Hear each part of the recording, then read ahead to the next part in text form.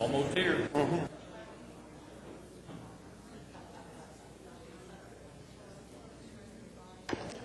Well, good morning and welcome to City Hall. We'll get started with our invocation and the Pledge of Allegiance. Larry Gaston is here. He's the senior pastor at May Avenue United Methodist Church. He'll get us started with the invocation. Afterwards, I'll ask Councilman Pat Ryan to lead us in the Pledge of Allegiance. Would everyone please stand? Thank you. Let's bow for prayer. Heavenly Father, we thank you for this beautiful day. Thank you, Lord, for your presence. And we ask, Lord, that you would bless today our city and our nation. We thank you, Lord, for this land in which we live and for the freedoms that we have. And, Lord, I thank you for this council and our mayor. I ask that you would be with them as they discuss and lead our city. Help them, Lord, to lead us in paths of righteousness and justice, prosperity and peace. Grant them wisdom in the decisions they make as they lead us. We pray in Jesus' name. Amen. Amen. Pledge allegiance to the flag of the United States of America and to the republic for which it stands, one nation, under God, indivisible, with liberty and justice for all.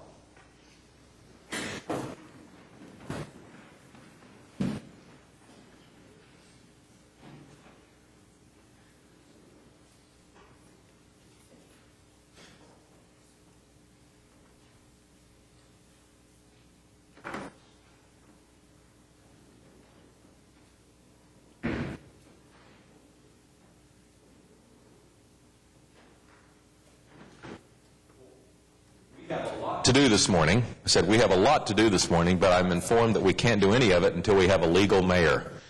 And ask the municipal councilor to come in and help us through the process.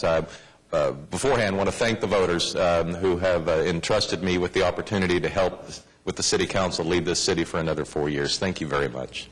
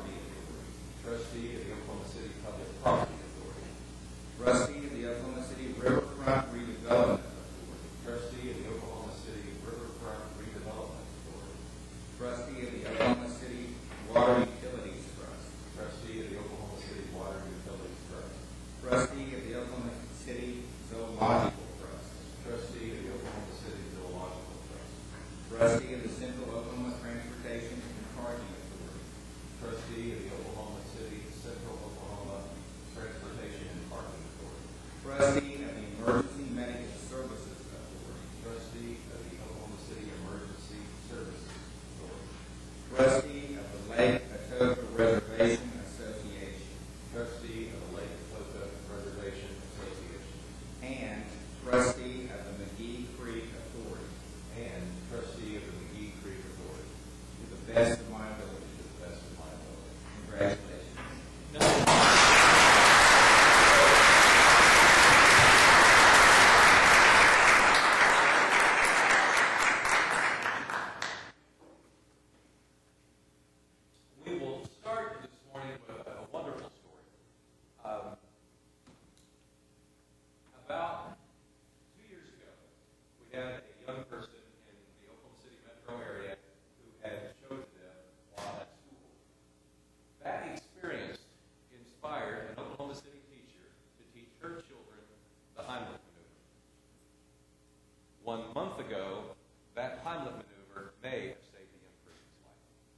that inspiring story with the hope that it could inspire others to continue to teach such life-saving opportunities. I've asked the support group of this young man and his teacher to come forward to City Hall so we can read a citation. So Rodray Jackson and Grace Gibby, the student and teacher, would you come forward and bring your support group to line. Let's show our appreciation.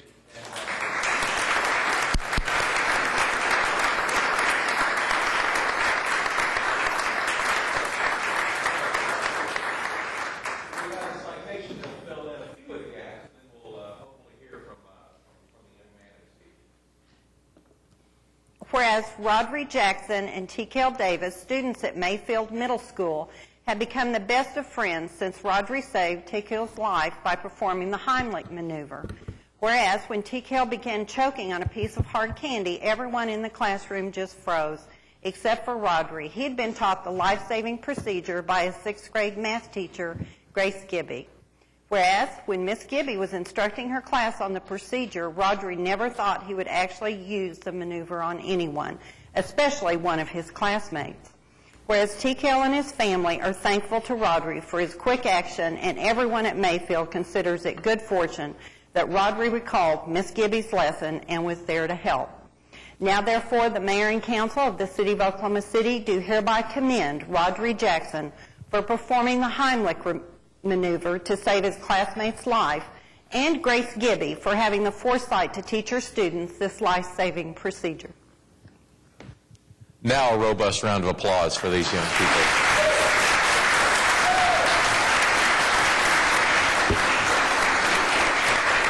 We have a citation for each of you, and first, Grace, on behalf of the citizens of Oklahoma City, thank you very much for what you do every day, but this special event obviously is something that we are most thankful for, and I know that the parents of the other students in that school must feel very fortunate to have teachers of your caliber in their kids' possession. We have a citation for each of you, and I'm going to give you an opportunity to encourage others to teach the Heimlich maneuver and save who knows how many lives going forward. This is a maneuver that is not very difficult. It is not very hard to teach. I teach my students that they follow the rib cage up to where the rib cage meets, and then they put their hands together and pump.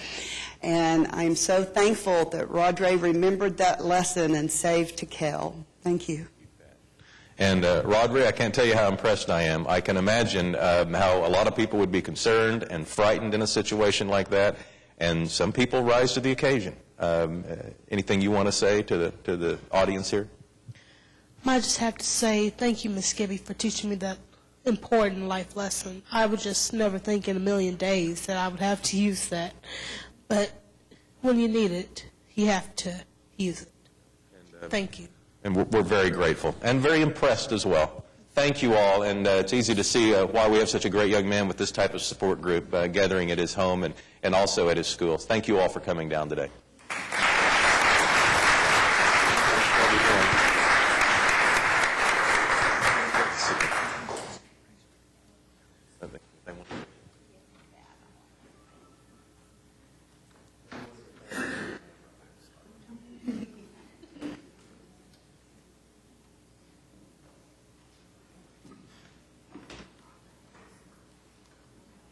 Thanks very much. Okay. The teacher has to get to class. Rodray, I think that means you too. All right. Hero 1 minute, rushing him to class the next minute. All right.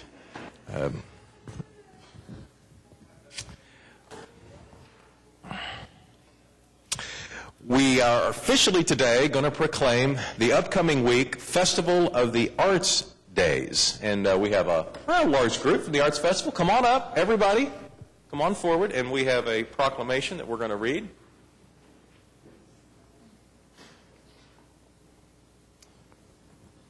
Let's see. Sandra, John, Emily, Peter's going to hold the camera. Complete staff is here. Why don't we have the proclamation read and we'll get settled. Whereas the 44th Annual Festival of the Arts, produced by the Arts Council of Oklahoma City, will officially open on Tuesday, April 20th, 2010, for 6 days of exciting visual and performing arts activities. Whereas the Festival of the Arts is recognized nationally as one of the most spectacular fine arts festivals in America, featuring more than 170 visual artists, continuous live entertainment on 4 outdoor stages, art activities for all ages, and delicious festival foods.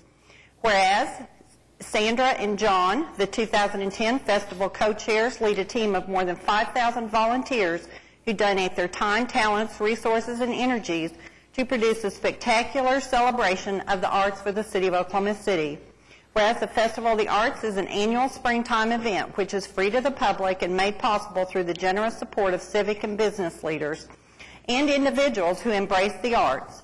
Proceeds from the festival allow the Arts Council of Oklahoma City to continue to expand its events, arts programming, arts education programs, and cultural arts facilities for the citizens of Oklahoma City. Now, therefore, Mick Cornett, the mayor of the city of Oklahoma City, does hereby proclaim April 20th through 25th, 2010 as the 44th Annual Festival of the Arts Week in Oklahoma City, and he asks all citizens to join in honoring the Arts Council of Oklahoma City, the volunteers, and the artists who take part in the event. Let's show our appreciation to this group and the large number of volunteers that make this possible. Sandra? We are very excited about our Arts Festival opening. This is a rite of spring here in Oklahoma City. We have a big day in 7 days. The opening is on Tuesday, April 20th. And I hope you're planning to be there on this great big day because we have a big festival opening. We have a great big party that night, the Angels and Friends Party, which I do hope you'll join me in attendance. We have main things like 6-Day Cellars. Do you want to tell them about that? John likes to talk. 6-Day Cellars is our new wine venue, and we've worked on that for a number of years, but it came into fruition this year because we just asked a lot of questions and said, why can't we do this? And we got an answer of yes. And in addition to the 6-Day Cellars, we'll have a recycle, rethink, redesign, Go Green art exhibit where they are actually designing art to be something that's repurposed and reused, and it's very clever what they've come up with. Why don't you tell them about South Hudson Gallery? We have one artist that's been a part of the Festival of the Arts for 43 years. Bert Seaborn, an Oklahoma City artist, is the last artist who was there every single year. And so his wife retired him last year from the street. But we asked him this year if he'd do a special show for us. And so he's going to be our featured artist in South Hudson. And it's called Take a Bow in South Hudson Gallery. So we hope you all come thank Bert and see some of his artwork. This will be his last time at the festival. Some of the other things, we had 144 artists on the street out of 535 applicants that we had. A large group of people want to be here, and it's very select. We have 21 food vendors from 9 different countries of origin. We have 4 stages with 200 performers, and we have performance of artwork that's going to take place in the artist market and various places, a huge children's area. So we invite everybody to come, and we'd like to make a presentation today to the mayor and city council of our poster, our artist poster this year by Floyd Gibson, an artist from Eufaula, Oklahoma. Beautiful. I think this may be my favorite of all the posters that you've given me through the years. Pass that along to him. Well, it shows a slice of life. People of Oklahoma City are beautiful skyline, and certainly The current skyline.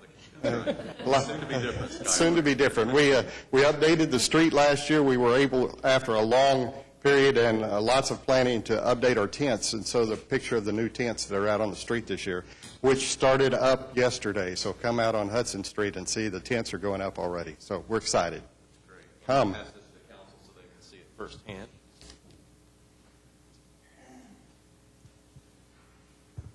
And let's go over the facts one more time. The Arts Festival starts not today, but a week from today.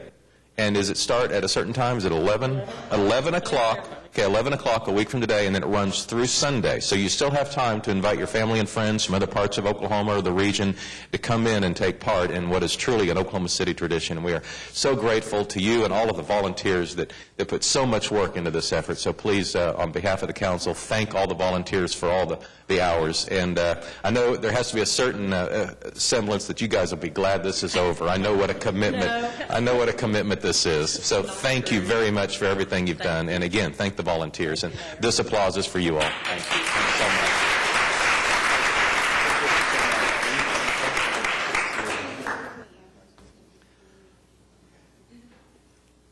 Mayor, having been in that seat, I know exactly how their feelings are going to be a week from Sunday at 6 o'clock. Yeah. But I would just like to tell the viewing audience that this year is going to be a challenge, not only for parking, but for the streets that are currently under construction downtown. So please don't let that deter you from coming down here. And I can assure you, once you get to the festival, it'll be as good as ever. But this year is going to be a challenge for us. Okay. So, yeah, it's good advice.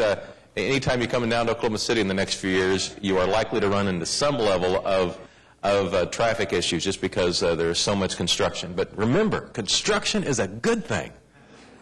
So sometimes it's hard to remember. Pete, would you come down and allow me to thank you for the last 4 years, or last 6 months, not 4 years, the last 6 months as vice mayor. Yeah. Yeah, it just seemed like 4 years, didn't it, Pete?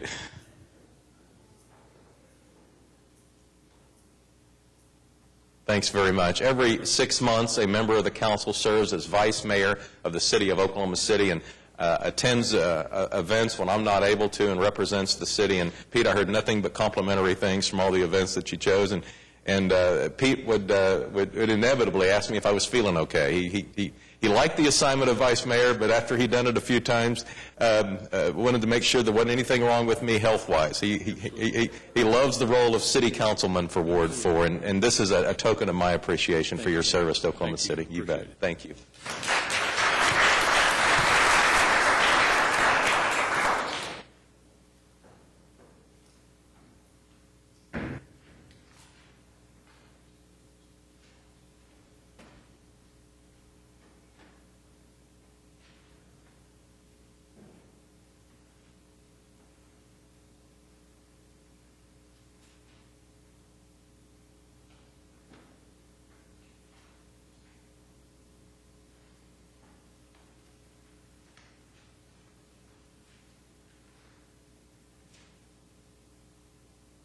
We're on item 3B of the council agenda, and we need a new vice mayor. I'll accept a motion on the appointment of Pat Ryan. All right, second.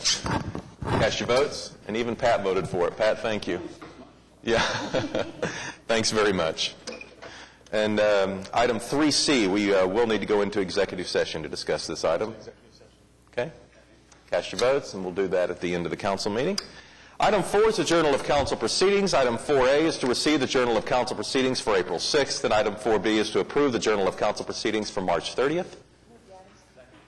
Cast your votes. Passes unanimously. And item 5 is request for uncontested continuances. Mayor, a couple this morning, starting on item 8E1 on page 15. Page 15, 8E1. Item A, 1801 East Park Place. We ask that that be stricken. The owner has secured. Item D, 3800 North St. Clair. We ask that that be stricken. The owner has secured. Item F, 1421 Northeast 9th Street. Ask that that be stricken. The owner has secured. Item I, 817 Northeast 81st Street. We ask that that be stricken. We need to rework for additional violations. And item J, 513 Northwest 87th Street. We ask that that be stricken. The owner has secured. Any other requests for uncontested continuances? We'll recess the council meeting convened as the Oklahoma City Municipal Facilities Authority. There are 2 items. All right, we have a motion and a second on the MFA. Cast your votes.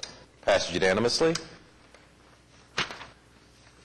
There were actually more than 2 items. There were 5. Nonetheless, there were 7. Nonetheless, they all passed unanimously. We'll adjourn the OCMFA, convened as the Oklahoma City Public Property Authority. Now we have 2 items.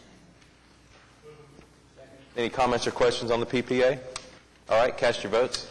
Passes unanimously. Adjourn OCPPA, convene as the Oklahoma City Environmental Assistance Trust. All right, cast your votes on the EAT, and it passes unanimously. Adjourn OCEAT, reconvene the council meeting with the consent docket. All right, thank you. Are there any individual considerations? Looks like there are 27 items today. Mayor, I'd like to ask about G2. G2. Okay.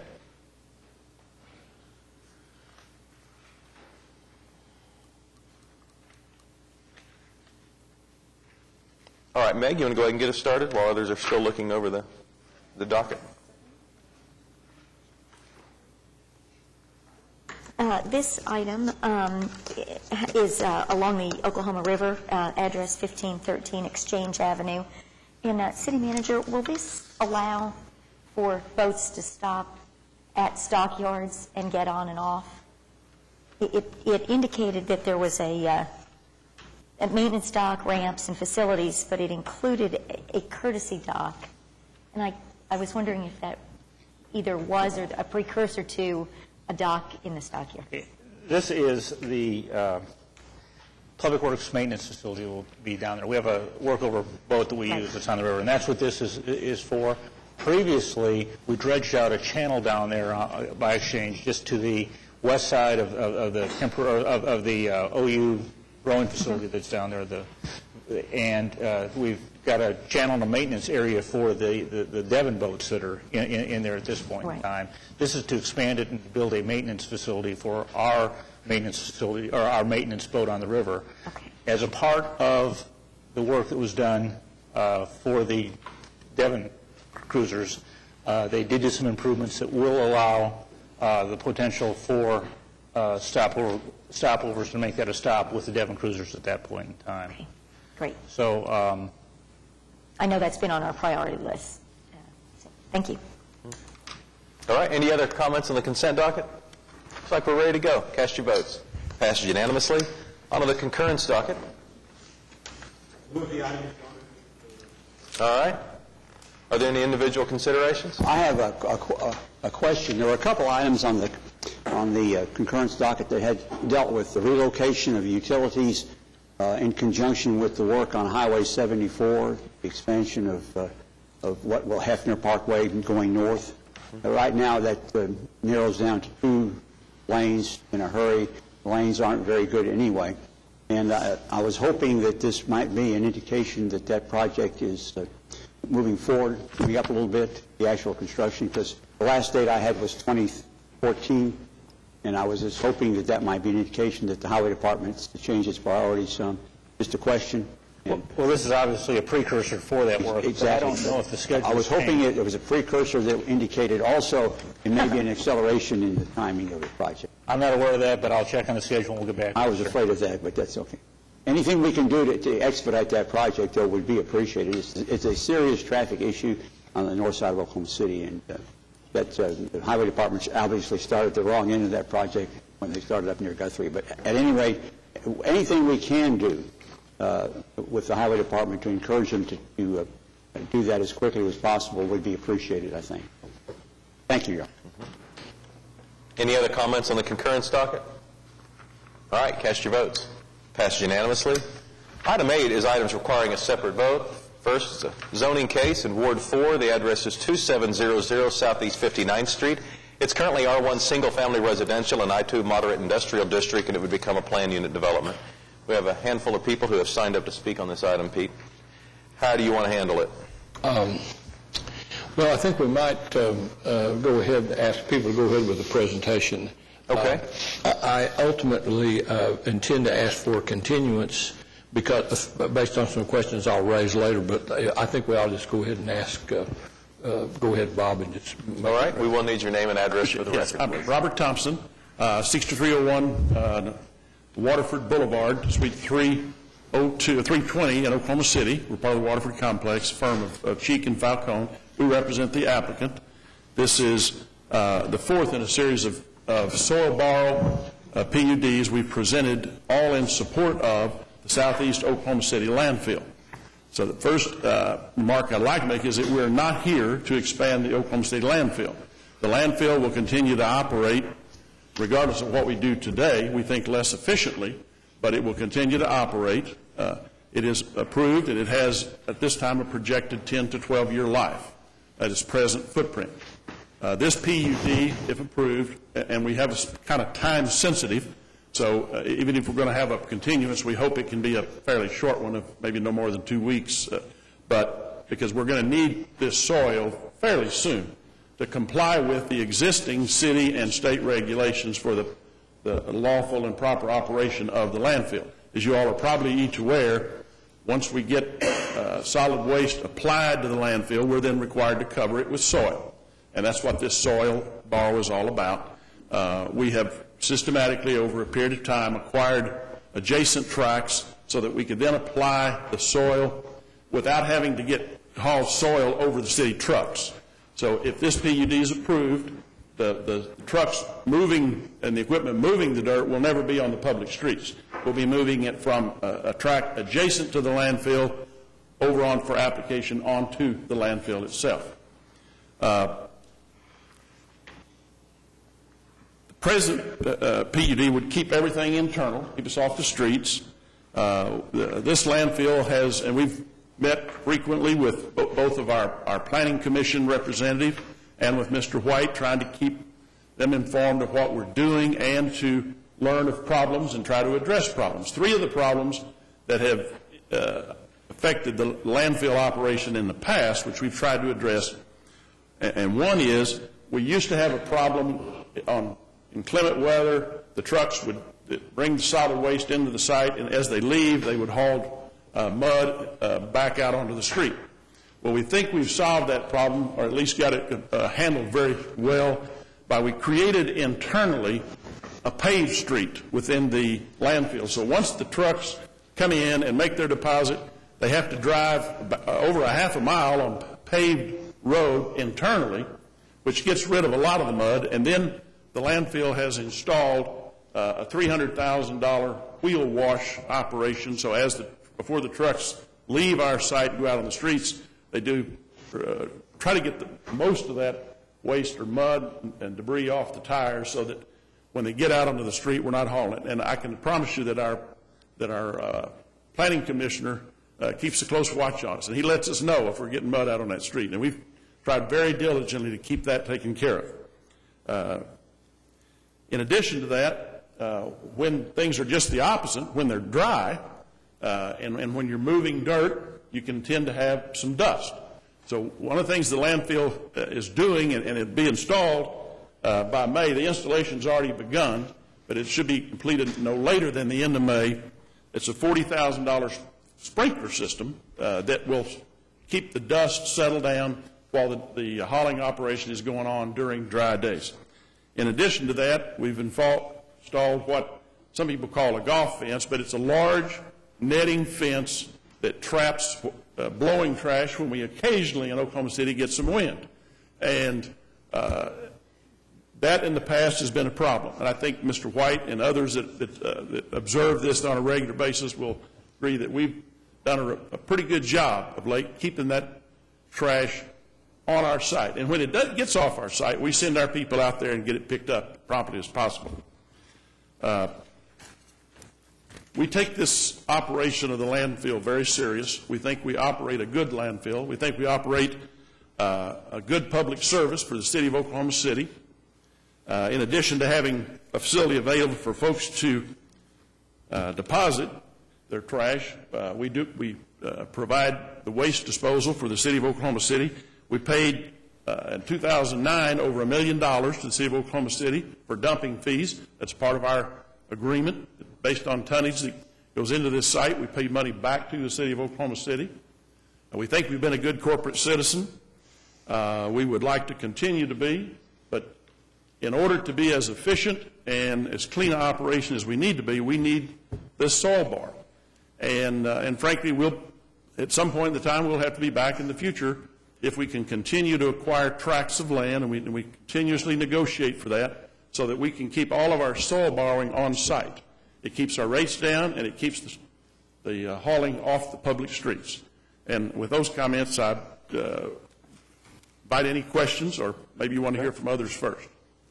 I think if any on the council have questions, fine. This is time to ask them of Bob. I have a question. If this doesn't get approved, then what kind of impact does that have on the operation? But we'll continue to operate the landfill.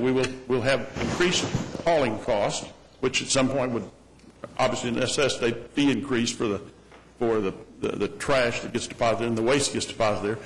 But the most, I think, immediate and noticeable impact would be that we're going to have to purchase this soil cover off-site somewhere, and then the trucks hauling it to the landfill will be on the public streets. So there'll be additional wear and tear on the streets, and I guess the potential for, when trucks haul, things get spilled occasionally. So I think it will keep the operation cleaner if it's approved, but we'll keep operating. But you'll keep operating. It'll be the same footprint either way. You're just talking about an increase in cost. That's correct. This does not impact the size or the operation of the landfill directly, only indirectly, in that we keep our trucks off the streets.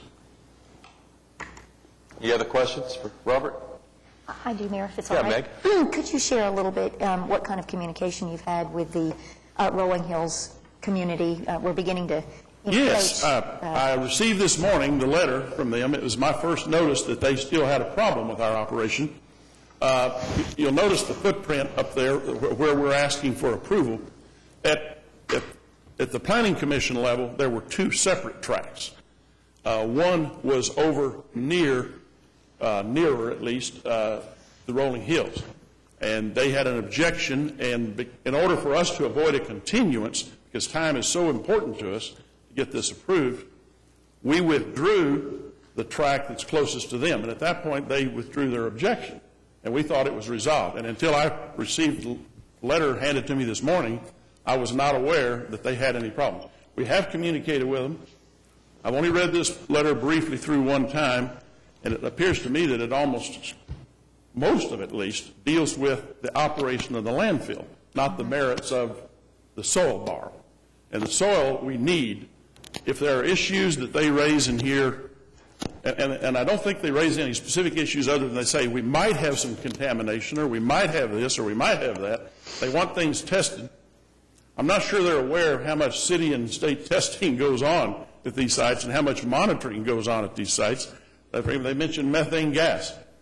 We're required by DEQ and the city to have a system in place that gathers the methane gas, and we either have to sell it or we have to dispose of it.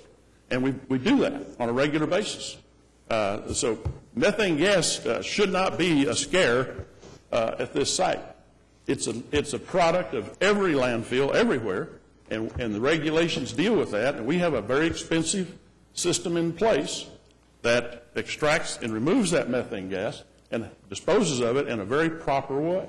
Well, some of the issues that they do raise involve noncompliance with the existing PUD, not even talking about this new situation, but a 75-foot buffer that was required to be installed and has never been. Actually, to our knowledge, every requirement of that prior PUD was not only met but exceeded. We put bigger trees than the PUD required. And I'm not sure I understand what they're saying about the buffer. They're bringing in the OG&E issue. OG&E, we have requested that they move that line. And if they move that line, they have to clear cut. If there are trees, they're going to have to clear cut all those trees. That's what they mentioned in a letter, if they use that site. This is the first time that issue has been raised to us, so I haven't had a chance to study it or address it. I do know that we know that this PUD has very stringent and very specific screening and planting requirements, and we will comply absolutely with them. In fact, we intend, as we've done in the past, to use bigger trees than are required in order to have a better screen. We understand that, and we want to be good citizens. Well, I really appreciate Councilman White's recommendation that maybe we defer this so you'd have an opportunity to take a look at this letter and visit with the neighborhood at some greater length. Thank you. Any other questions? Okay, thanks. Mary Satterfield.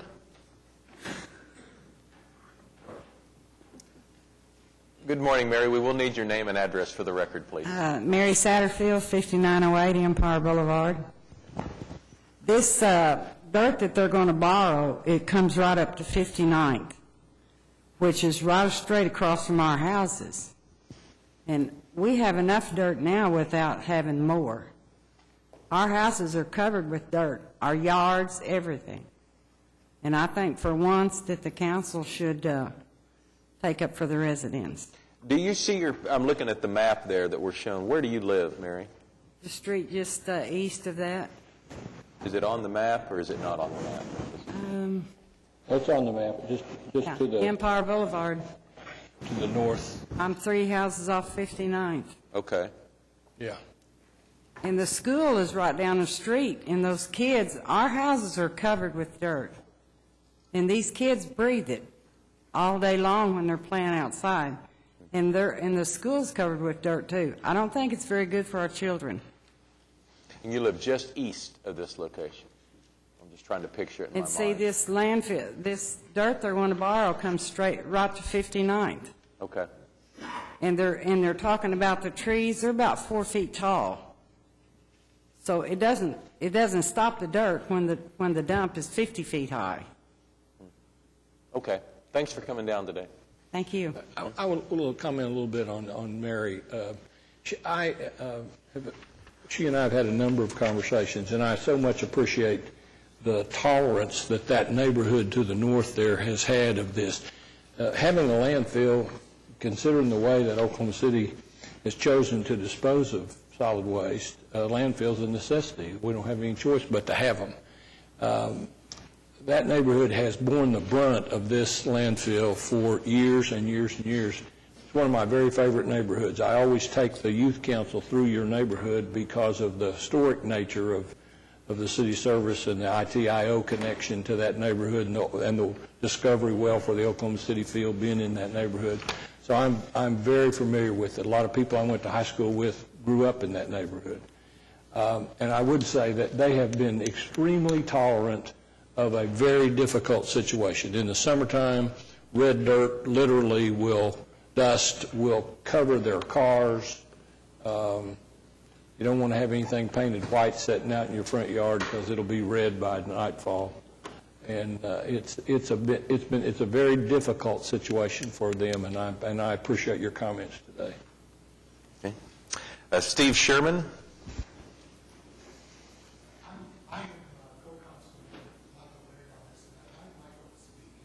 That'd be fine. Michael's next on the list. We'll just have Michael and Steve. Thanks for coming down and showing support. Anyway, yeah, Michael, you will need your name and address for the record. Michael Laird, Suite 1800, 20 North Broadway, Oklahoma City, Oklahoma.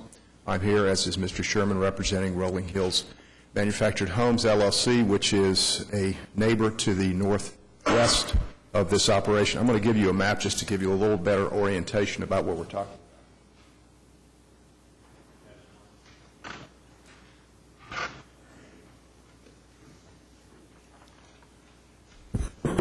And also, good morning, Mr. Mayor and members of the council and staff.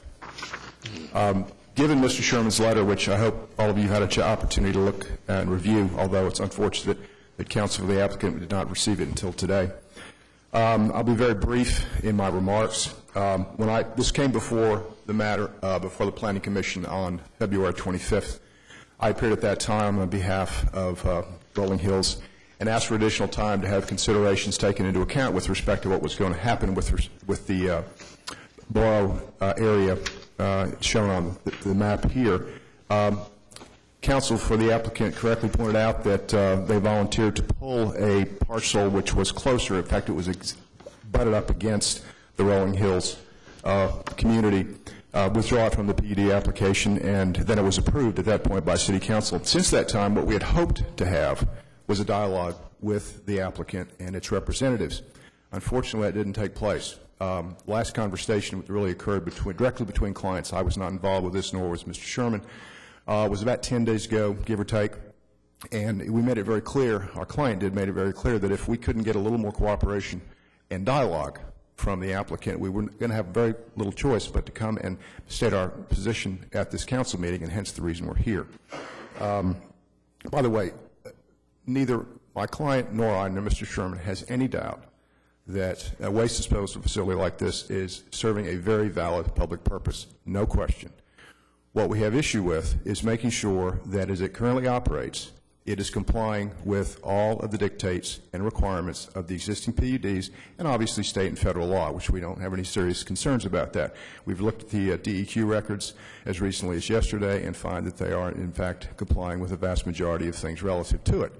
However, having said that, I don't think it's appropriate at this time for the Council to consider approval of what is essentially expansion of the operations. He is correct, Counsel, for the applicant in stating that this is actually a borough area. It's not for waste disposal.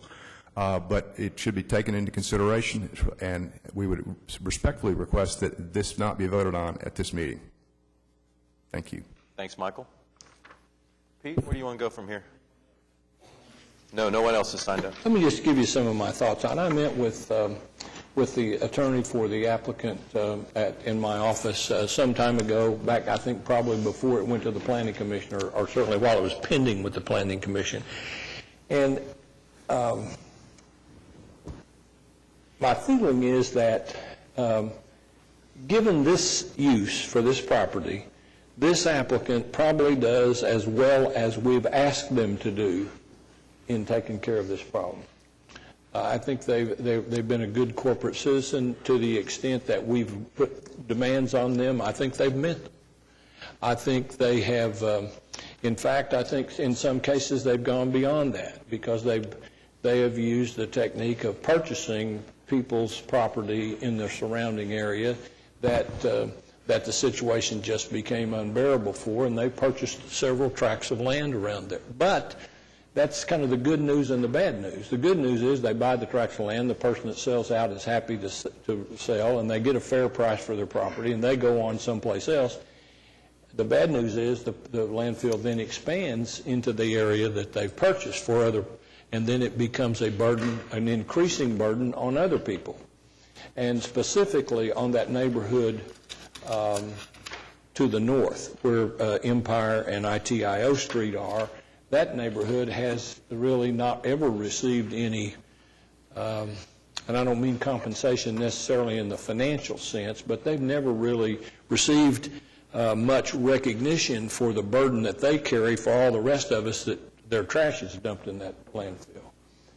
I'd like to continue it for a couple of weeks and have the staff come back and look at ways to mitigate the impact of what they're doing on the surrounding area. There's got to be more ways than we've looked at.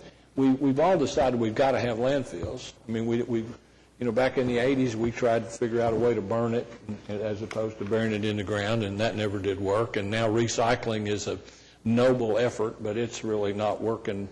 Certainly economically, it doesn't work out. So we're struck with this system that is the best system available given all the parameters, but certainly no one want to live across the road from them. I've talked to the people that operate the landfill on behalf of the gentleman that leases the quarter section that's to the south of them because he's lost animals because of the trash blowing off of the landfill. I've talked to the lady that's here today a number of times about it because of the impact that the landfill has on her. And the landfill operators, to their credit, have been as responsive as we have asked them to be. I have no complaint. Every time I've ever said you need to take care of this, they seem to put the energy into it, to do it. I just wonder if I haven't been a bit miserly in what I ask. Because I think if I lived where this lady lives, in that neighborhood, if I lived in the mobile home park that Mr. Laird talked about, I don't know whether my efforts, I'd think much of Pete White's efforts to try to protect my home. And I think we ought to look to see if there are other things. I don't have, as Michael said, I don't believe there's a question about whether the landfill follows the rules. I think they follow the rules, the state, the federal rules. I think they've followed all the rules we ask them to. I think they even go beyond that. I think they're given the box there that they live in. They are very good corporate citizens. I just wonder if we haven't asked enough of them. And if it costs more, Bob talked about that if we do this, well, it's going to cost more. It's going to raise the rates. Well, if you lived across the street from it and you could get something fixed and everybody else had to pay another nickel on their rates, your solid waste rates, you'd say that's a well-spent nickel.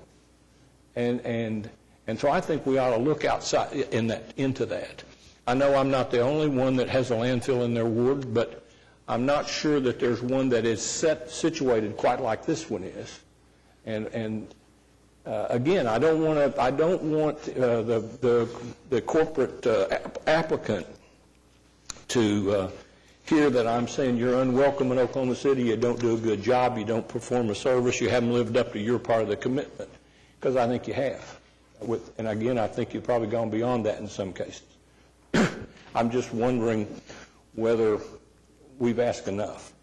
And if, as I heard today, that if we ask more, it'll be translated into higher trash rates, then maybe that's what we ought to be looking at. And I'm not talking about dramatically higher, but I'm talking about marginally higher if, in fact, we could do something to make those people that live to the north of the landfill and to the northwest of the landfill, to slightly to the northeast of the landfill, if we could make their homes more livable, then we ought to be trying to do that.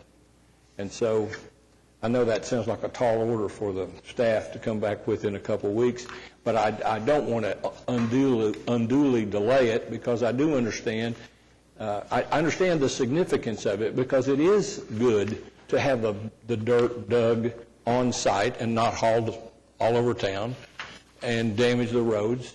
And that makes good business sense. That's probably good sense for Oklahoma City. So I don't want to delay it inordinately, but I want to have a better feel for what else we might be able to do.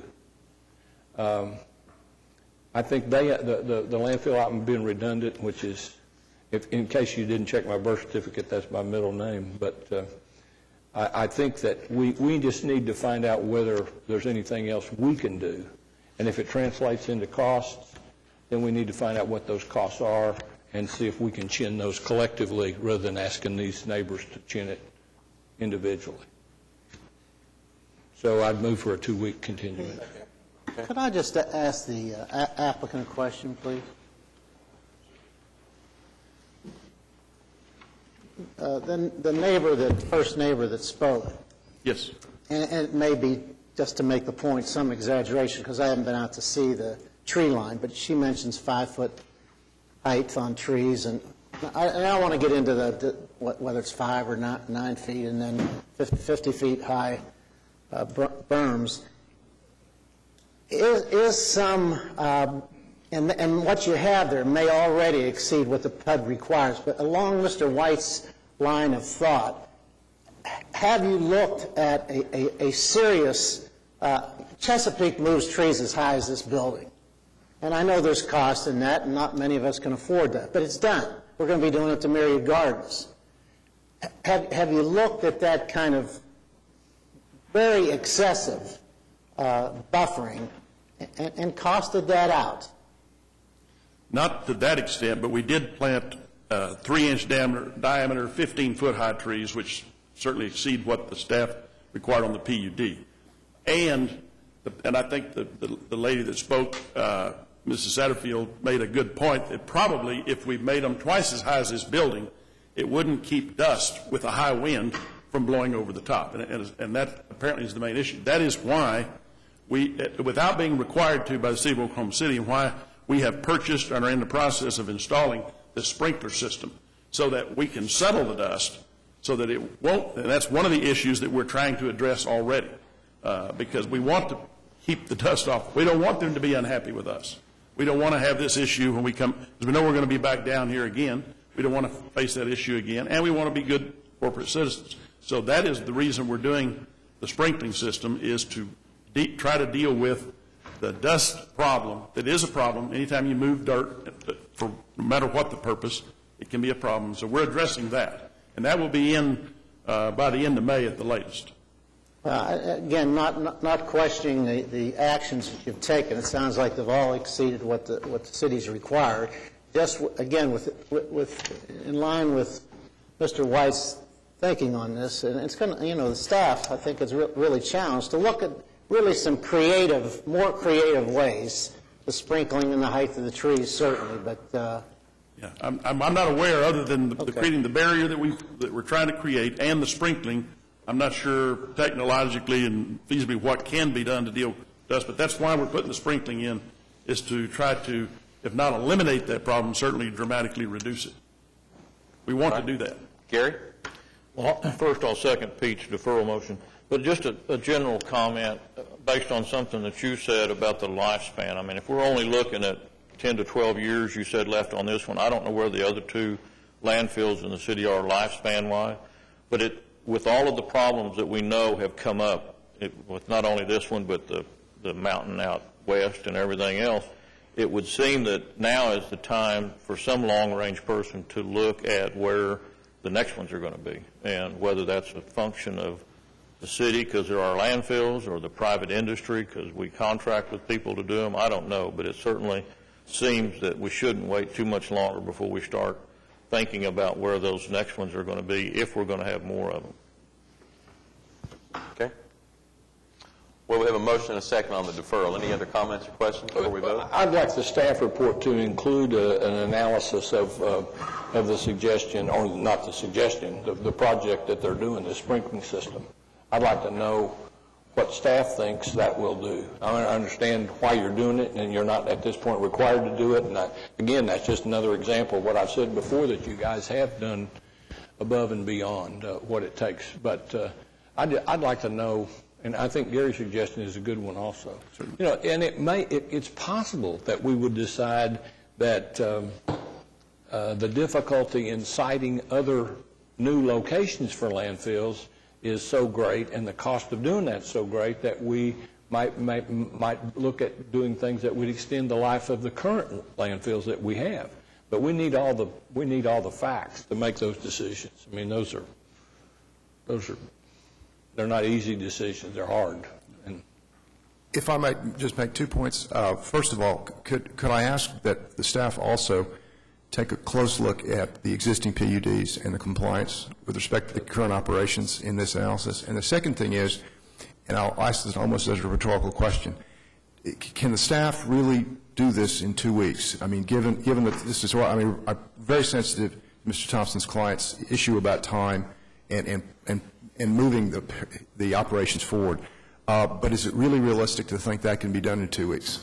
I don't want us to be back here before you again with not the whole picture. Well, we've got the staff here to tell us. Exactly.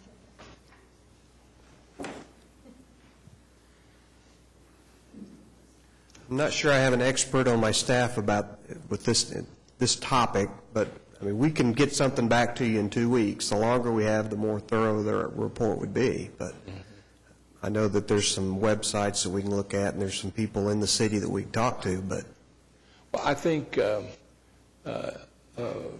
Mr. Laird makes a good point. I don't think either party would want to be back in 2 weeks and finding us asking for 2 more, when maybe if we did 3 in the first place, we'd be okay. We'd be better off.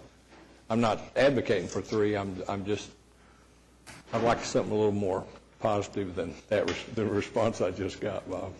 We'll have a report for you in 2 weeks. And that's the same response I had a minute ago. Councilman, I see we've got about 3 requests out here. One is to take a look at the sprinkler system and whether or not that's going to provide value, and I think we can probably do that evaluation. We've also been asked to take a look at whether or not the operator has complied with previous provisions of the PUDs, and I'll bet you we can come up with that over the next few weeks. The question that Councilman Mars brought up, the long-term study of landfills, I don't think we can probably accomplish that in the next 2 weeks, although that's a great, but that is a great point and something that should be evaluated. So, Bob, do you agree with? Yes, we can. Okay. I want to point out one additional thing. So what we're talking about here, I think we're actually mixed 2 things here for consideration. What's actually on the application is the soil borrow application only. And that is, are we going to have dirt available on site to continue to operate the lawful landfill? I think most of the issues that are being raised by most parties are you're talking about long-term issues of the operation of the landfill itself. And certainly we don't have the time crunch on addressing those issues. We could take 2 months, and that wouldn't impact either of us negatively, I don't think. But the time crunch we have is just narrowly focused on the soil borrow itself.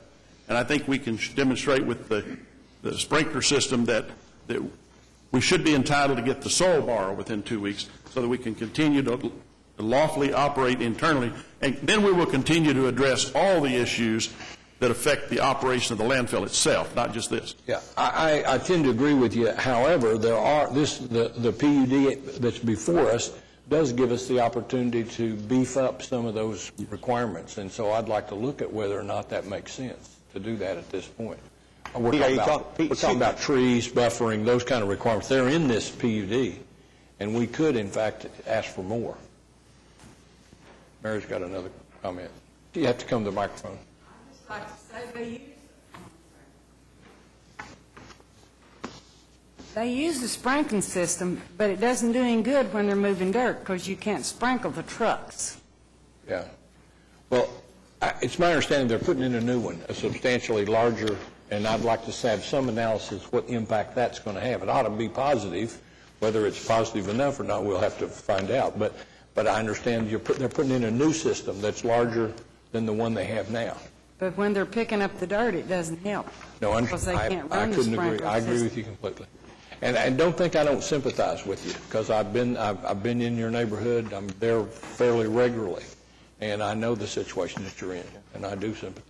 And see, the My only sympathy thing doesn't between get the dirt off your car, I understand, but the only thing between 59th and my house is a fence where they're going to take this dirt out. Thank you. Okay, thanks, Mary. Ready to vote on the deferral? We have a motion and a second for a 2-week deferral. He has another comment. The guy who didn't want to talk now wants to talk.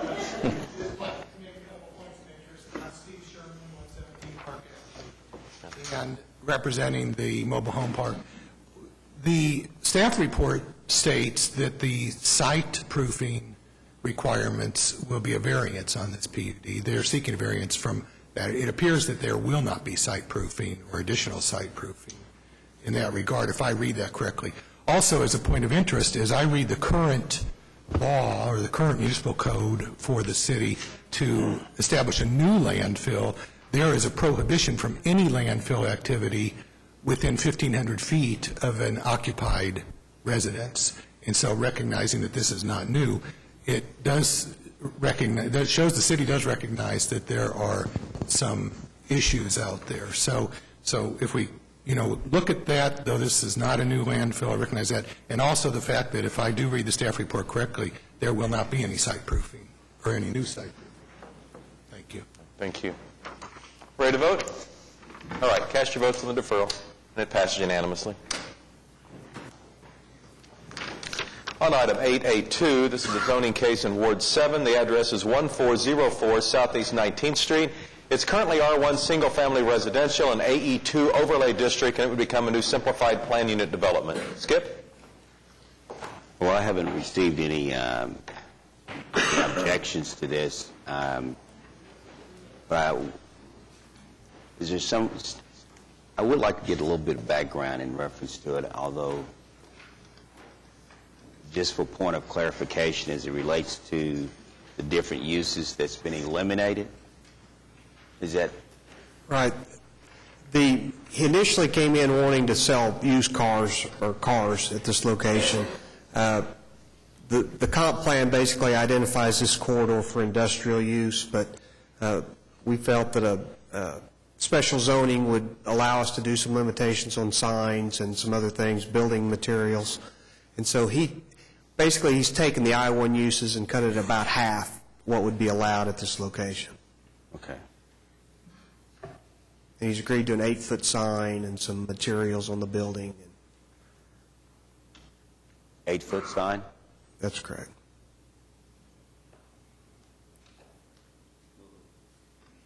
Move it. All right, we have a motion and a second. Cast your votes on item 8A2. Passed unanimously. Item 8B is an item from the Traffic Commission. It's a no parking sign that extends from inside Ward 6 to Ward 7. It's on Southwest 4th Street and Southwest 5th Street. Meg? Skip? You all okay with this? Yes. Second. Yes. All right. Cast your votes on item 8B. Passed unanimously. Item 8C makes some modifications to the retirement system. I think Renee Hutton is here to give us an explanation of what changes we should expect. Good morning. Morning. Renee is on our staff. Yes. These changes are required by the Internal Revenue Service. Occasionally, they'll put out different regulations requiring plans that are qualified, such as our retirement plan, to comply with sections of the tax code. This is a change to the tax code, section 415, which requires minimum benefit limits be in place, and that's what we are amending. All right, cast your votes on item 8C. Passes unanimously. Thank you. Item 8D is a public hearing regarding dilapidated structures. Is there anyone here wishing to speak under any item listed under 8D? All right. David and Margie Presswood. Actually, we spoke with them before council, so they decided not to appear. Okay. Are you Reverend, I'm having some trouble reading the last name. Would you give us your name and address? Pitts. Okay. And your address? It's 2640 Southwest 65. Okay. And you've come to speak about which property? Item S. Item S. That's in Ward 5. All right. Well, Brian has stepped out. If staff wants to notify him so we can come back in. But in the meantime, we can go ahead and help you. These pictures of the property? Hi, Brian. Yes. Okay. From the street, it looks like. Okay, there's some inside. S.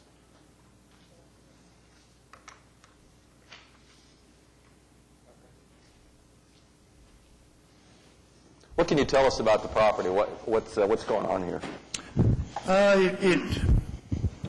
We moved there when I was 4 years old in 1964. My mother had a daycare center there in the 60s, 70s, and 80s. Took care of her the last 2 years of her life. We moved back into that house approximately 4 weeks before it burned, and we virtually lost everything. The daycare rules at the time required double sheetrock, so the walls were virtually okay. Inside the walls, the studs were fine.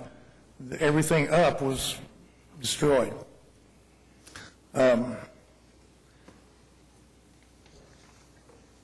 I contacted the city about rebuilding, and I guess I've not done it correctly. I was under the impression that as long as I had an inspection every 6 months, that the building permit was good. I've been in contact with Danny Bumpus through a different office, and him and I had some email conversation and phone conversation, and it was declared dilapidated a year or so ago. He told me at that time that if I made monthly progress, he would give me monthly extensions. And so I've tried to make monthly progress. You can't necessarily tell it from looking up like that, but I've got some inside pictures, if you guys would like to see them. Well, we trust you're making some decent progress. Charles, what's your impressions on what's going on? Well, actually, what has happened, it was declared dilapidated a few years ago. He did start making progress. I'm not aware that he ever submitted a plan to our office on repairs. It's not in the file. Basically, he got a partial release for a framing inspection, and after this is a case where we probably worked with the citizen a little too much. We released it after he got a partial frame inspection. He did quite a bit of repair. We released it, and he, for all outward appearances, he stopped making progress. The fire was back in, I believe, January of 2008. When was the last, what you would consider the last known improvement that was made? How long ago was that? Mid-09. Okay. May of 2009. Sir, did you have insurance on this structure? The insurance it paid the mortgage off, basically. The contents did not cover my personal, my wife's, my kids' stuff because it was in my mother's name still. I'm the executor of the estate, so our stuff was just gone. Well, and that's very unfortunate. I apologize for that. The insurance proceeds, though, I don't believe are designated to pay off a mortgage. They're designated to make the repairs as an insurance company. That's what my understanding was. There was, I had hired an attorney for it. It ended up going to the mortgage company, CIT. Okay. They didn't, there was no escrow account for insurance or taxes, and I was paying that out of my pocket. So you're trying to rebuild this out of your pocket? Mm-hmm. Okay. If you guys would mind looking at these, my mother-in-law emailed some stuff over here. I'm not. What are you hoping we'll do? I'm hoping you'll at least give me the monthly thing that we had before. The monthly I want to thing submit a plan showing progress. Mr. Bumpus said something about getting it in the dry. Yeah, I'm going to follow Brian's lead on this, but it just seems to me like if you don't have the money, we've got a really tough situation. I've got some money. Okay, so you have the money to complete the repairs on this project, Yes. and your intent is to get started. My intent is to move into this house and live. Because I just imagine that your neighbors aren't real happy about all this. That would be my impression. The ones that I have known for years naturally can't wait to see it go up and finished and get the old family back in there. I'm sure that's right. Nowadays it's predominantly rental, and people go and come, and it's a declining neighborhood, if you will. Well, but you're not helping it. No, I'm not, but I intend to. Brian, what do you I want to do? intend to. Well, I mean, if you have the money, if the money's not an issue. My original thought was that if you're trying to do it out of your pocket, this is going to be a long-term deal, but you said that you have the money to do this. Charles, what do we need to do to give him kind of like maybe one last chance, but to have it in the dry in 30 days? We can do the same thing. If you leave it on today, he has 30 days. He'll submit a plan, and that'll entail when his completion date would be. We'd accept that within 30 days. Probably 2 weeks is a better time frame for the plan, and start the repairs in 30 days. Okay. So I would like to see this in the dry in 30 days. I'm a do-it-yourselfer too. I understand this type of thing, but we've got to see progress. And the last thing I'd want to happen is for you to put money into this, and then it end up being bulldozed because it's not, it's been sitting. So Money and time, and I'd hate to see it bulldozed too. I promise you. Our goal is 30 days from today to have this in the dry and to look like a structure that is on the way to being complete and livable. So we're going to go ahead and leave it on today, and Charles will be more than happy to work with you and talk to you about the steps and what you need to meet and when. Okay. All right? Very good. Thank you, sir. Thank Thanks you guys for so coming much down. for listening to me. All right, we're going to leave that one on. Anybody else have any comments or questions about an item on the dilapidated structures list? All right. How about a motion? And a second? All right, cast your votes on item 8D, and they pass unanimously. Item 8E is a public hearing regarding unsecured structures. Is there anyone here wishing to speak under any item listed under 8E? All right, looks like we're good to go. Cast your votes. Passes unanimously. Item 8F, 1 and 2 are a couple of items involving the water utility. We have received some RRA monies for the water and wastewater utilities, and the way the state is handling that is they put that through their state revolving loan package, and so we end up borrowing money from the state, and then they give us a grant to buy down some of the principal on that. It's a relatively low interest loan. And so these are the resolutions for the issuance of debt. The first one is for the water, and for the second one is for the wastewater. All right, we'll vote them separately. The first item that's been motioned and seconded is item 8F1. Cast your votes. Passed unanimously. Now item 8F2. And cast your votes on that. Passed unanimously. All right, item 8G, I understand we do need executive session on this item, Kenny? Yes. All right. It's been motioned and seconded. Cast your votes. That item is moved to executive session. I understand we do not need executive session on H, I, or J, so I'll accept motions on each of those. Voting on item 8H, and it's passed unanimously. Item 8I, I understand we do not need executive session. All right. Passes unanimously. And item 8J, we do not need executive session. And it passes unanimously. Which brings us to items from council. We'll start with Councilman Bowman's item that is now a public hearing regarding an ordinance. And this is the item in the, well, I'll let you sum it up, Sam. What are you Mayor, trying to get accomplished here? Dan Brummett, sir, could we have Mr. Brummett just summarize quickly the brief points, and I know we have some people to speak. We do have some people that have signed up, too. Yes, Mayor, Councilman Bowman has asked me to just give a brief overview of what the changes are in the ordinance. Okay. First of all, we added some definitions to the ordinance. That's not a major thing. We've also limited the time frame for the ordinance rather than the outdoor cellars permit from an annual permit to one that can only be for 90 days per location per year. I realize there are going to be maybe some amendments at the final hearing, but presently the ordinance exempts outdoor sellers doing business on property owned by an educational, religious, or charitable institution from the permit requirement. The contents of the site plan have been expanded, and it's required to be drawn to scale so it can, code enforcement people can easily see whether it's in compliance or not. Also, there's a requirement of at least a 25% open space on the lot, considering all of the, if there's more than one outdoor cellar, the aggregate has to be 25 feet of open space.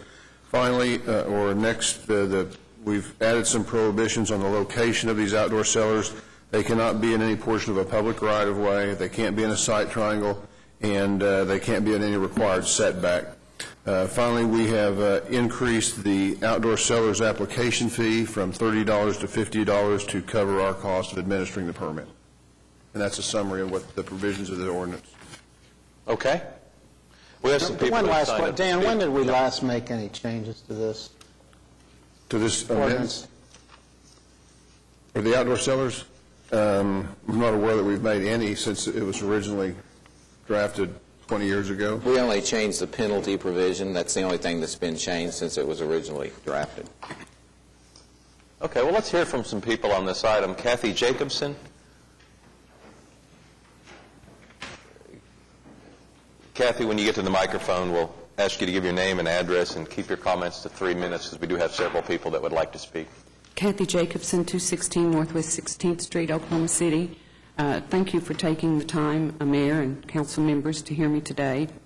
Several years ago, I went to licensing and to talk to them about the peddler's license, and at that time I was told that it was never meant for a festival and that I was the only event in Oklahoma City that had to have peddler's licenses. There's not a blanket license that you can get that covers any festival. It's every one in my festival. I want to explain the procedures and the costs of a peddler's license. You may all know, but I would like to do that anyway. When my artists arrive from out of state, a lot of them out of state, Friday morning of setup for their booth, the first thing they have to do, they must go down to the OSBI off of 63rd Street and pay $15 for a criminal background check. They need to wait about 30 minutes and get that, and then take it down to 200 West Main and apply for their peddler's license. The cost of that is $30. So then they need to leave their OSBI there and fill out their application and then go over to the police station, and they need to pay $17.50 for a photo ID that they're going to have a badge to wear 3 days that they're at the festival. Now they need to go back and take that badge down to 200 West Main, park their car again, and go in and show their badge so they get their peddler's license. Now, photo booth closes at 3 p.m. on Fridays, so we've got all these people that are real nervous about getting all this done, and me real nervous that they're going to get back and have their peddler's license. So it's really a hardship.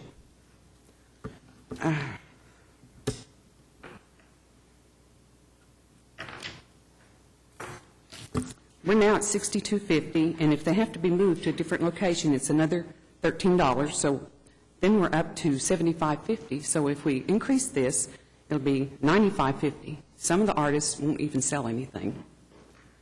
I called about a garage sale in Oklahoma City on private property for 3 days, and it's $7.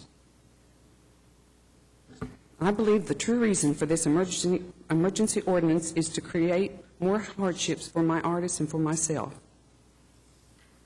Thank you for your time. All right. Kathy, thanks for coming down. Colin Rosebrook?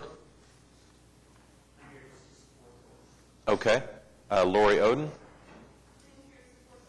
All right, Lori, thank you. Diane Cody? Okay. And Dennis Fox? And if the audience at home couldn't hear, those previous four people said they were merely here to support the ordinance. Yeah, Dennis?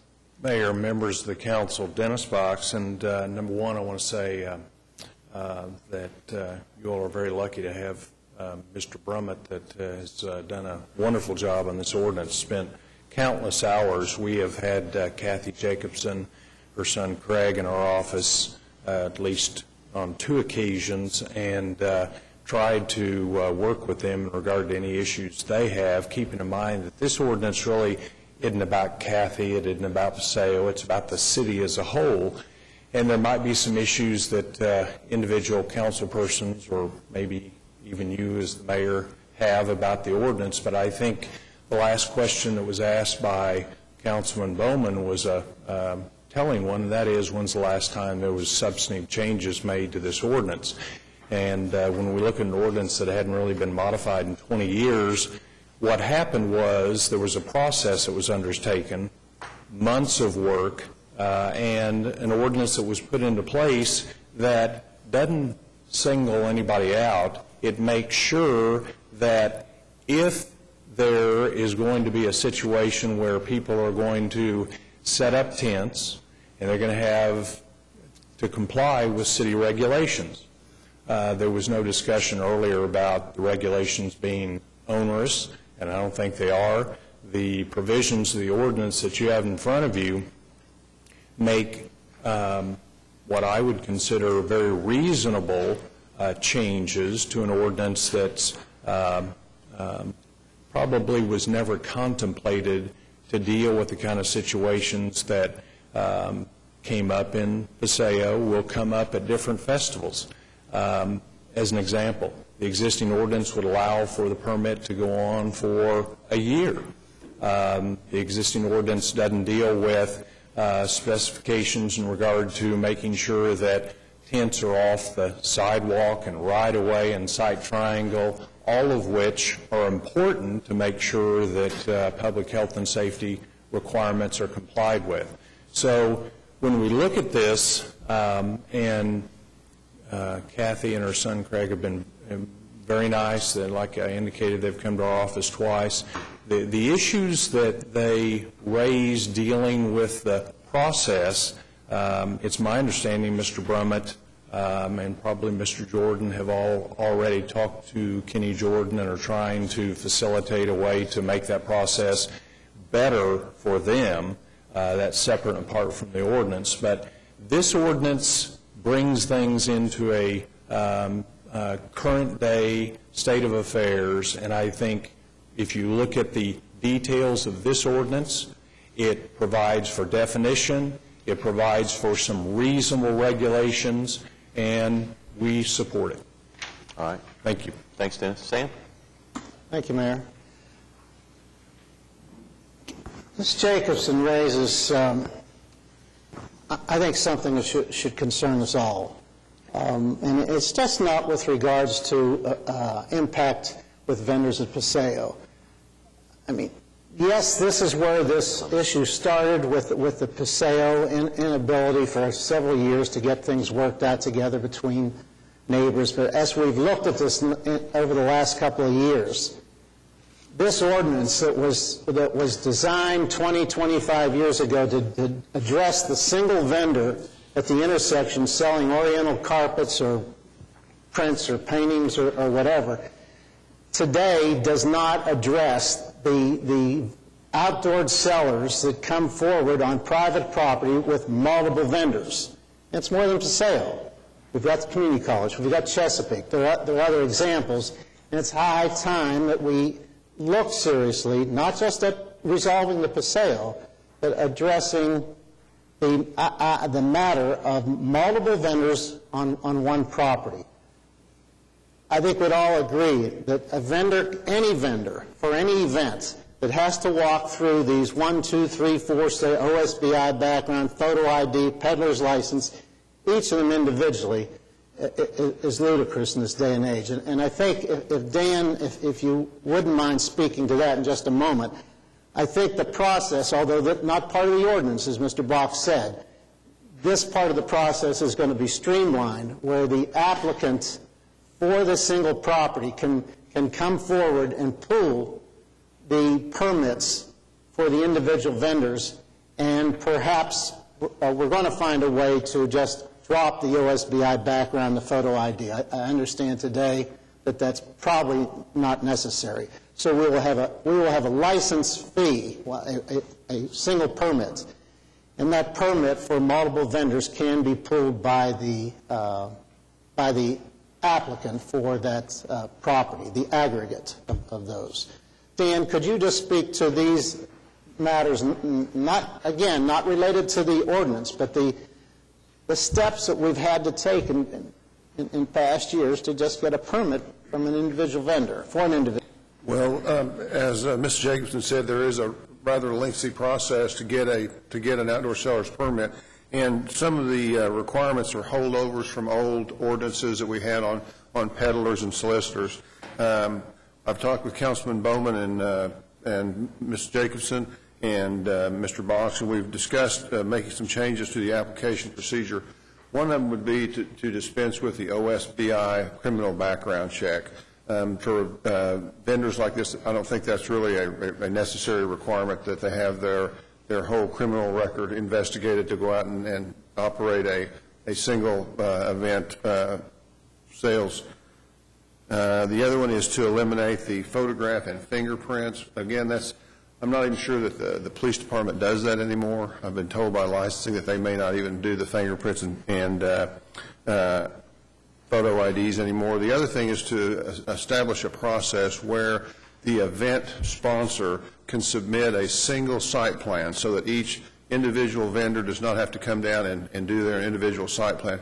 Ordinarily, that's what you want to see on the application ultimately anyway, is the location and identification of all the vendors in one document, not 10 or 20 or 100 different permit site plans, but one that will control the whole event, and that can be done by the event sponsor. This should streamline the process and do away with any hardships of, as Mrs. Jacobson says, people coming in the night before from out of town and having to go through all this process that can be done by the event sponsor in one step, hopefully if we make these streamlining amendments. Your Honor, if we intend to amend the process, which I seriously believe we should, I think it's an onerous, outdated, inconvenient, and impossible process to administer. Other than that, I don't like it. But why don't we wait until we get this revised process before we talk about adopting this ordinance? Because somebody's going to pick this up and read it and be discouraged participating. And I've got, I guess, an even more fundamental question. Why are we doing this? If this is a good idea, if it has positive results, why are then we exempting educational, charitable, and other kind of institutions from complying with these, somebody thinks are beneficial requirements for outdoor sellers? Mr. Ryan, on that last point, and I appreciate that. I was going to make that suggestion for an amendment consideration for our actual action at final hearing. Mr. Waller's raised that with regards to Oklahoma City Community College specifically, and I spoke with him before the council meeting, assured him that we can now, the event sponsor in the process, will be able to pool one application for all of its vendors, in-state and out-of-state vendors, without those vendors going through the process themselves. And I think with regards to his concern, that satisfies him. So there's no reason in my mind to exempt educational institutions or other not-for-profit institutions from this permit requirement. So I would suggest in an amendment for next week that we delete the exemption. Well, as an amendment, I think just to be, you're talking about coming back not as with an amended ordinance, but an ordinance different from the one we're considering today. Yes. Okay. Yes. And I think that's important because I think we ought to look at that exemption very carefully before it's included. And secondly, before we consider an ordinance for final adoption, the process for applying for and receiving a peddler's permit ought to be very carefully and very completely described within this ordinance. Could we not have that, Mr. Brummett, next Tuesday as well? We could have those amendments ready for the final hearing next week. To whatever extent we can, I would certainly like to see the permit application process a one-stop shopping center kind of thing, where an applicant can go in and talk to some city department and get his license when he walks out the door, not being routed around to several different places throughout the city and inconvenienced in that way. I think it's important that we try to make these things, if we're going to put an ordinance into effect like this, as easy as it can be for our citizens to comply with. Dan, is the requirement for the OSBI background check, is that preempted by any state statute? Not that I'm aware of, Councilman. So it's always been part of our ordinance that a vendor has to get a OSBI background check and bring the background information back to the city. Is that right? Yes. It's a carryover from another ordinance on vendors, like door-to-door vendors and solicitors that required that, and it was just put in this ordinance for consistency's sake, I believe. Well, my problem is, first of all, I would think that 2010 that we could clearly find a better wording than peddlers, but, you know, it just seems like it's so barbaric. But the other thing is that, you know, when we look at this, and I've been briefed with Councilman Bowman and staff and you, I still have some problems as it relates to this issue of one organization being able to, or you saying that they could pull one permit that would include every vendor that's going to be a part of that program. So in other words, if you were having the festival at Oklahoma City Community College, the college itself will get one permit from the city, and if they have 50 vendors, that one permit, are you saying, would satisfy all 50 vendors?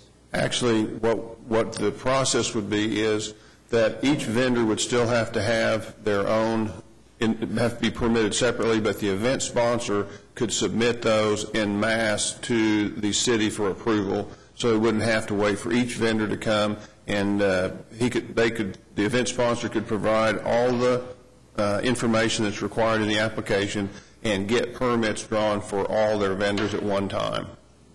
So what I'm saying is that you're saying that the university or the college would pull all the permits, right? Yes, sir. Mm-hmm. But those permits would have to have all the same information that is required of each of the individual vendors. That event sponsor would have to, by a site plan, identify those 50 individual vendors on that specific site plan. So does that not bring into a liability question as it relates to the college being responsible for every individual vendor that's there? I mean, I wonder what the insurance company would say in reference to their bonding and their insurance coverage if, in fact, the college is now becoming a issue of the permit, because in some, you know, it basically is an indirect way of saying that, you know, we're going to let you issue the permits, college. I just want to make a comment about Skipsfield. I think the college is responsible anyway. It's on their property. This is on private property. This isn't being done on the street. So, well, again, school would be responsible. Kathy would be responsible for all the vendors on her property anyway. But again, that brings another question. Why are we being so, why are we being so picky about an issue that is enclosed on my private property? If I take my backyard and I want to put 15 vendors in my backyard and have whatever and call it a festival or call it a party and allow people to exchange products or to sell products, what business is it to the city as it relates to a permit? And I just say that because I can see we're really looking at individual projects. And I don't think that we're going to really be uniformly enforcing this all over the city. And if we have an ordinance right now, I wish they would send somebody out and get these guys to selling sheets and bedspreads and everything else off the four corners in a lot of parts of my ward. Brian, do you want to say something? Well, first of all, this ordinance did come from one issue. Sam and I spoke beforehand. He tried to convince me that this would have happened anyway. I just don't think it would have. I think that this is a solitary issue in one part of the city that created this ordinance, and now it's trickling down, and a lot of people we haven't had problems with are now going to be faced with undue burden. I do have three questions that, as far as the way I read it, the way I look at it, things that could be affected. So an elementary school decides to have a spring book fair and sell books outside on their sidewalk. They would need a permit.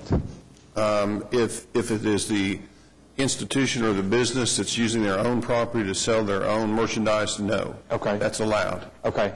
A church is having a outside sale to raise money for a mission trip.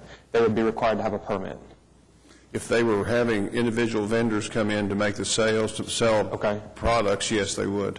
Okay, but if it was a bunch of donated items and it was just like a universal, all the money goes to the same place kind of a deal, they wouldn't need a permit? No. Okay. And the last one is car washes, like fundraising car washes outside. Business allows the Palm Squad or whatever to tap into there and wash cars. Would they need a permit? That would not be covered by this ordinance. Okay. All right. Thank you. And I guess if I could just clarify, if Oklahoma City Community College pulls one permit for each of their vendors, there is an individual $50 permit fee for each one of those artists. Yes, ma'am. So if it's 50 people, it's 50 times 50. Okay.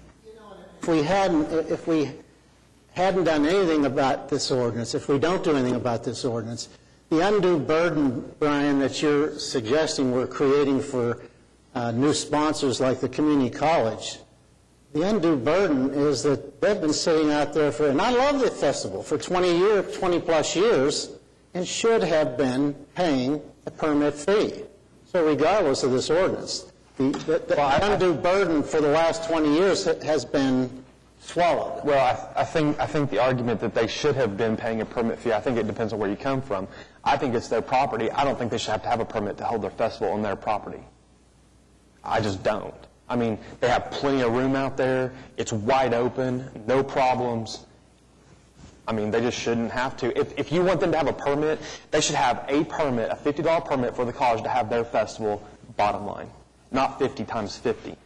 Because they're going to have to ask those vendors to pay that cost, or they're going to have to swallow it, one of the two.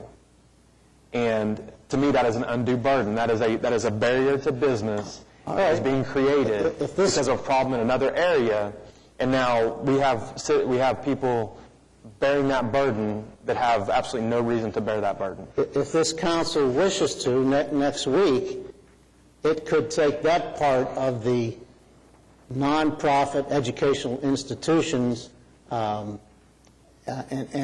exempt them from the fee, the vendor fee, and still require the sponsoring event, the event sponsor, the community college, from going through the same permit pulling, the one application, and the site plan, and all the safety provisions that we're trying to build into this ordinance, and council could exempt the individual vendors if we chose to do that. Larry? Yeah, I got to go back to remedial ordinance 101 here. I'm kind of confused. Dan, if you'd help me out. Today we have an ordinance in effect that deals with this whole area. Yes, sir. We have outdoor sellers ordinance. So if nothing is done by this council, and the community college wants to hold their annual arts festival in September of this year, over Labor Day like they usually do, what do they have to do today under the current ordinance to be compliant? Anything? Yes. Each one of their individual vendors would have to get an outdoor seller's permit and meet all the application requirements in the ordinance. Okay. This is just a public hearing, so there's no vote today. We're going to move on, or Gary, do you want to say something? I got one last question. Okay. Paseo Art Festival, the individual artists on the street under the revocable permit have to do what? They are not required to get an outdoor seller's permit. Anybody that is operating on the public right-of-way pursuant to a revocable permit, the vendors in that event do not have to get an outdoor seller's permit. All right, ready to move on? We're on items from council. Yeah, Sam, did you want to wrap it up? Just to be reassured for next Tuesday. Yes, sir. The process outside the ordinance, the 1, 2, 3-step process that we're contemplating deleting, you'll have that for... I'll have those amendments prepared, yes, sir. All right. Items from council. Gary? All right, Sam, anything else? Larry? Yeah, just a couple of quick things, Mayor. Tonight is an exciting night out in the Windsor Hills Shopping Center area. Our new theater that's moved in out there is having a gala opening. The businesses along Northwest 23rd Street have all been contacted, and many of them are going to be supporting that gala opening by donations that will go to a charity and by their presence. And I'd like to encourage all the neighbors in the surrounding area to come out to see what the theater is, because hopefully this is a part of the stimulus plan to redo Northwest 23rd Street in conjunction with the streetscape that has also been approved in the 2007 bond issue. My congratulations to the WAN Group, to Kim Lowe and her leadership team, who have gone door to door to all the businesses along 23rd Street to try to get their support for this very important event. It starts at 6:30 at the Windsor Hills Theater, and will go to, I think, about 8:30. Encourage everybody to come out. There is a special reception for the business people starting at 5:30. Thank you, Your Honor. All right. Larry, thanks. Pete? Brian? Meg? Oh, yes, very quickly, Mayor. I just last Wednesday was our Ward 6 Youth Council Day. We had just a wonderful time. Young people had an opportunity to go have a presentation from Devon about the Devon Tower. We got to go to the roof of the parking garage to look down on the site and see the incredible progress that's going on there. It's very educational and informative.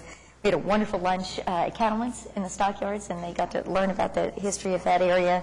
The Fire Training Center was very generous to host them. I think they all got to shoot water hoses, and they had a really exciting time. And then we had a behind-the-scenes tour at the Oklahoma City Museum of Art, which was also a really memorable, special thing for them. And I'd like to recognize Shawnette Ting and Brenda Perez, who are the Ward 6 Youth Council members, for doing such a great job and taking a lead on the day. And I'd also like to just thank the South Oklahoma City Chamber for inviting me to the Coffee with the Council last Thursday. Elaine Lyons does such a great job down there, and they had a real wonderful turnout. Thank you, Pete White, for watching my back and helping answer some tough questions. But we had a really good morning session, so thank you very much. All right. Skip? Yes. Mayor, first of all, I would like to thank you and from the family of Ms. Luella Dixon for the nice letter that was provided from your office in recognition of her 100-year birthday. And they kind of thought that you was the man of the hour for providing the letter for your office. And I was there, and it was really a great event to see a lady that's 100 years of age know that she's 100 years of age and be there at a party and stay until 9:30. She'd outlasted me, probably. Right. So to the Weber family, the Dixon, Weber, Harrison family, Miss Luella Dixon, she celebrated her 100th year birthday, and actually Saturday was her birthday, and to have your birthday party on your birthday is pretty nice. And I would also like to extend condolences. Yesterday, the state of Oklahoma lost probably one of the greatest social, educational, and political leaders this state has had an opportunity to witness. Mr. Wayne Chandler Sr. Passed yesterday afternoon. And, of course, Mr. Chandler is sometimes known as Mr. Wewoka. Served as the principal of, I think it was Lima, New Lima, and has been a part of political under Republican governors, Democratic governors, state agencies, education, and so he has just been a great leader for the state of Oklahoma behind the scenes, but yet is still very, very well respected in this state. And so to his family, my condolence goes out to them. All right, Pat? All right, city manager reports? There's no reports in your packet, but Councilman Bowman asked if he could get an update on Earth Week, and Chrissy Yeager and Autumn Radel are here. Good morning.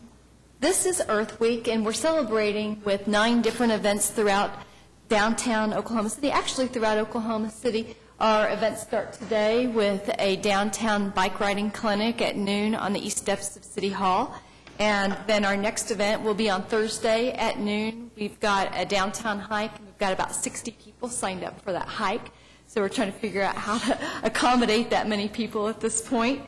Also on Thursday, we're going to have a bug out at the Crystal Bridge where they're going to release thousands of ladybugs into the conservatory and allow children to take part in that event. On Saturday, we're going to celebrate with Earth Fest out at Martin Park Nature Center. And that starts at 10 a.m. and it goes till 1. Activities are going to include crafts for kids. We're going to have 4 seminars for adults on everything from composting to stormwater quality and how to reuse that in your landscape. We're also going to allow kids to get into the creek at Martin Park, and they're going to net aquatic animals and work with biologists to identify those animals and then release them back into the creek. So we've got a lot of things. Oh, and General Services is going to bring out some of their CNG vehicles and other alt-fueled vehicles and bring a mechanic out there and show those to people and talk. That was very, very interesting to a lot of men that came out to the park last year. So we're going to do that again. Also on Saturday, we're going to hold a special collection for household hazardous waste, particularly ammunition, computers, and tires out at the State Fairgrounds. So Stormwater Quality is going to be manning that out at the fairgrounds. The household hazardous waste facility on Southwest 15th and Portland is also going to be giving out free mercury-free thermometers to people who drop off hazardous waste there. We're also going to have a shred day that the Utilities Department has organized along with Recycle America. So people can bring their materials that they need to be shredded, tax documents, things like that, out to Recycle America, I believe, from 8 to 10 and get that taken care of. So we've got a lot of things going on, and Councilman McAtee is glad to hear that we've also got a sign sweep going on this week to make Oklahoma City look more beautiful. And if anybody has any questions about that, I can answer those. Autumn is here to talk about sustainability questions anybody has. All right. Man, I just want to thank the City Manager for taking the opportunity to ask Christy to make the report today.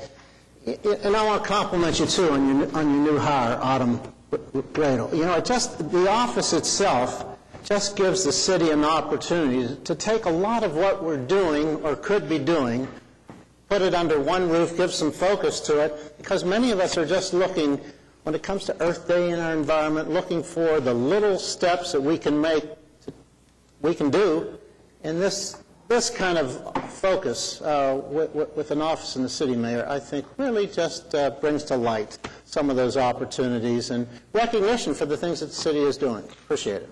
All right. Citizens to be heard. No one has signed up to speak. We have executive session. We'll be back.